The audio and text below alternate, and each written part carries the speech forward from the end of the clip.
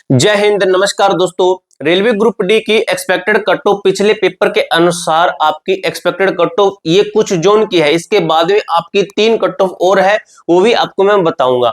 अब बच्चों का डाउट ये है कि जो हमारा एग्जाम है कब तक होने वाला है, किस टाइम को लेकर हमें टारगेट लेना चाहिए कि हमारा एग्जाम भाई इस डेट को लगभग हमारा एग्जाम हो सकता है। इसके साथ ही बच्चे ये सोच रहे हैं कि जो हमारी एक्सपेक्टेड कट ऑफ है, जैसे हम कोई प्रीवियस ईयर का सेट लगाते हैं तो उसके अंदर हमारा कितना नंबर आना चाहिए, तो जिससे हमें लगे कि हमारी तैयारी एकदम से परफेक्ट चल रही है। ठीक है, तो पूरी बात करेंगे दोस्तों, एग्जाम डेट के ऊपर बात करेंगे, एग्जाम कब तक होने वाला है, ये कट ऑफ आपको बताऊंगा किस तरीके से, प्लस माइनस 2 है, प्रीवियस ईयर 1/3 सब कुछ बताऊंगा।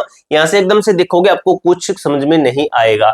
यहाँ पे लिखा गया रेड जोन है, फिर येलो जोन है, फिर ग्रीन जोन भी है। ये सबसे हाईएस्ट कट ऑफ है, उसके बाद में इससे थोड़ी सी कम आएगी, उसके बाद में उससे भी कम आने वाली है। ठीक है, तो पूरी जानकारी लेंगे दोस्तों, एग्जाम डेट से लेकर आपकी जो है एक्सपेक्टेड कट ऑफ से लेकर सब कुछ, वैकेंसी इंक्रीज या कोर्ट केस मामला है, सब कुछ एक एक चीज हम इस वीडियो के अंदर क्लियर करने वाले हैं। इससे पहले भी अगर हमारे चैनल पर नए तो चैनल को सब्सक्राइब, वीडियो को लाइक जरूर कीजिएगा, क्योंकि दोस्तों आपको रेलवे ग्रुप डी से संबंधित जो भी जनरल अपडेट होगी सबसे पहले हमारे चैनल के ऊपर ही मिलने वाली है।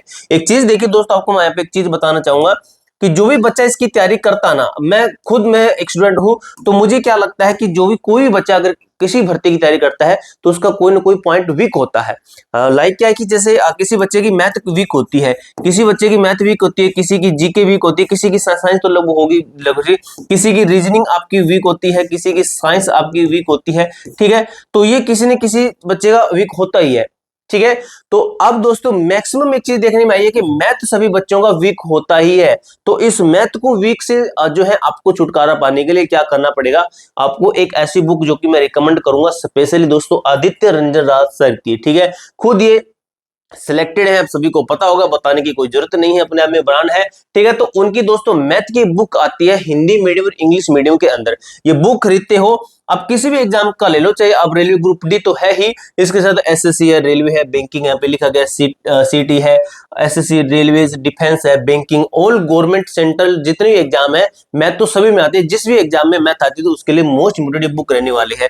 क्या बेनिफिट होगा इस बुक से मेरे भाई, आपको इस बुक के अंदर क्लास नोट्स, कंसेप्ट्स आपके दिए गए, 100 ट्रिक के माध्यम से आपको क्वेश्चन बताए गए हैं और प्रत्येक क्वेश्चन को 100 ट्रिक के माध्यम से विद एग्जांपल उसका सॉल्यूशन दिया गया, कैलकुलेशन ट्रिकें भी इसके अंदर बताई गई है कि फास्ट कैलकुलेशन हमें किस तरीके से करनी चाहिए। ठीक है, और ये बुक दोस्तों आपको कहां से मिलेगी, ये बुक आपको मिलती है बुक स्पेस से।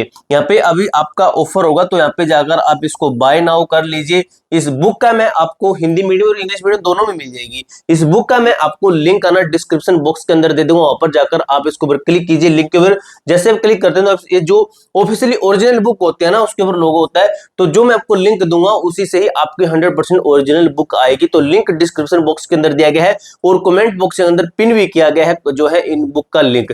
तो वहां पे जाकर आप अपनी इस बुक को परचेज कीजिए और अपनी जो मैथ है इसको स्ट्रॉन्ग कीजिए। अगर किसी बच्चे की जीके है, रीजनिंग है, तो इसके ऊपर आपको मैं किसी अलग दिन बताऊंगा कि किस चीज से आपको इन चीजों को स्ट्रॉन्ग करनी चाहिए। सबसे पहले मैं एक्सपेक्टेड कट ऑफ की ओर बात कर लेता हूं, उसके बाद में हम आगे की बात करेंगे कि आपका जो एग्जाम है कब तक हो सकता है।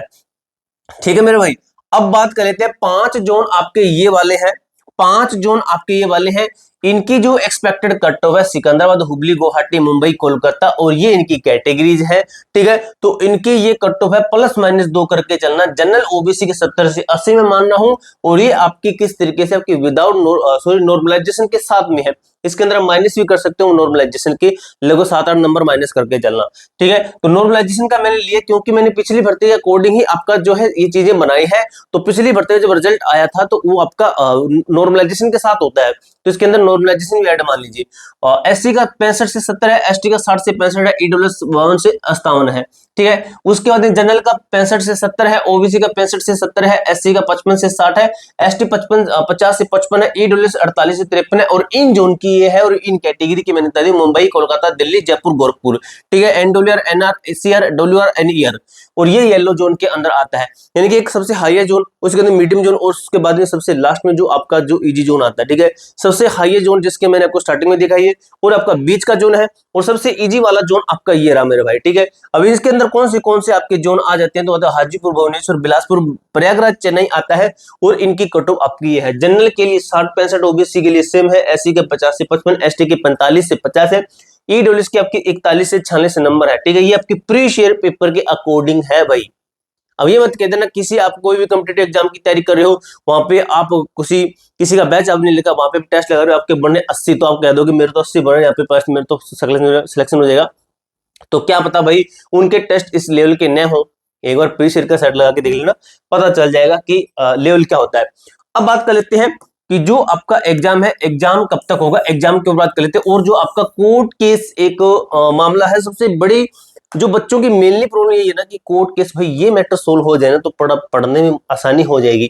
तो भाई मैं खुद आईटी की कह रहा था कि आईटी वाले बच्चे सही हैं, लेकिन मैं खुद ये भी हर बार ये बात कहता हूं कि जो भी 10th वाले बच्चे हैं या आईटी वाले बच्चे जिन्होंने फॉर्म डाला है, मेरे भाई तैयारी करना शुरू कर दीजिए। अगर तैयारी शुरू नहीं की है तो तैयारी शुरू कर दीजिए, एकदम से एग्जाम होगा। ये कोर्ट केस है दोस्तों, जब अगर इनकी मंशा होती ऐसा कुछ होता रेलवे का, आरआरबी का, तो ये कोर्ट केस इतना कभी नहीं खींचता। जबकि ये सही है आईटी वाले बच्चे, फिर भी ये इतना ही नहीं खींचता मेरे भाई, ठीक है। तो आपको मैं बता दूं कोई ये कुछ नहीं होगा मेरे ख्याल से, लगभग आपका एग्जाम डेट फिक्स होगी। स्टे एकदम से हटेगा, स्टे हटने पे कोई वो बड़ी बात नहीं है कि स्टे लगा रहेगा तो स्टे हट जाता है, कोई इतनी बड़ी बात नहीं है, ठीक है। तो मैं बता दूं जो आपका एग्जाम है, इस चीज से डरना शुरू बंद कर दीजिए।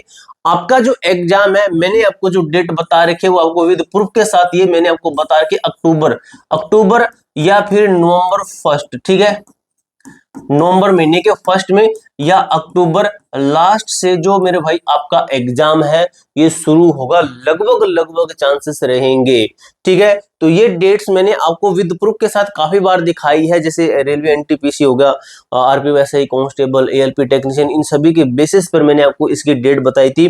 पूरी जानकारी दोस्तों मैंने आपको अच्छी तरीके से क्लियर कर दी है। इसके अलावा मेरे भाई आपका कोई भी डाउट, कोई भी क्वेरी रहती है तो कमेंट बॉक्स में पूछ सकते हो। मिलते हैं दोस्तों नेक्स्ट वीडियो के अंदर, तब तक के लिए जय हिंद, जय भारत।